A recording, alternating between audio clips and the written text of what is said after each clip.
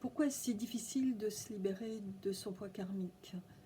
Eh bien, c'est vraiment la question de fond, en fait. Pourquoi nous sommes, entre guillemets, verrouillés dans un système d'évolution qui est difficile, qui est lent, problématique? Eh bien, peut-être parce que on n'a pas libéré deux aspects profondément. Alors, ces deux notions qui sont revenues au fur et à mesure des soins énergétiques que je fais et qui, pour moi, sont vraiment deux clés de voûte d'un pont qu'on franchit en même temps duquel on reçoit des eaux qui nous dynamisent, qui nous régénèrent, etc. Deux courants. Le premier, l'amour, profondément. Intégrer l'amour, non plus comme quelqu'un d'étudiant qui doit fonctionner avec amour, mais quelqu'un qui rayonne l'amour, qui chaque jour, à travers ses petits gestes, fonctionne avec amour, et donc a une ouverture à l'autre qui se met réellement. Et au-delà de l'amour, c'est véritablement le respect qui doit fonctionner, parce que bien souvent, le respect est oublié, et c'est une problématique parce que ce n'est pas vraiment de l'amour, du coup, qui fonctionne.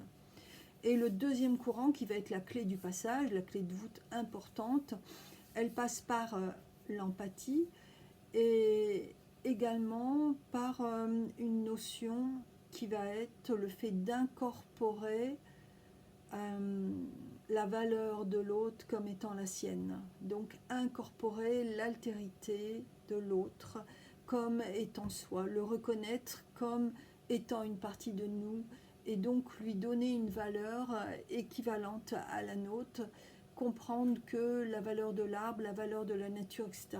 est aussi précieuse que la nôtre. Cette intégration de cette substance du monde, c'est la deuxième clé et la clé fondamentale de libération de cet aspect karmique. Et elle est tellement difficile à intégrer, puisqu'elle parle de valeur, elle parle de richesse, c'est la bascule entre l'avoir et l'être, richesse matérielle vers la richesse des compétences, de l'aide, du rayonnement, etc., qui va lui donner un retour à travers une forme d'abondance, de félicité de la vie, des opportunités de la vie qui vont se mettre en place. Donc tout ça, c'est un élément qui, pour moi, est fondamental pour vous aider à passer le pont, on pourrait dire.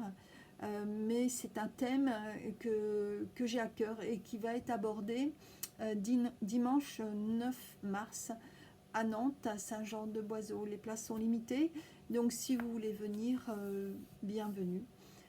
Il faut réserver. Il y aura un atelier, un échange et puis une méditation qui permettra de rentrer dans cette vibration plus en profondeur.